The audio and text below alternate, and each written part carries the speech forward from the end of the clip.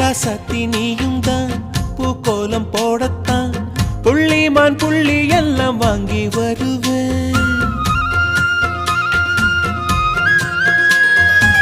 சாமிய சந்திச்சா என் ஆயுள் காலத்து உன்னோட சேர்க்கும் வரம் வாங்கி வருவேன். தோளுல ஊஞ்சல் கட்டி தோகமையில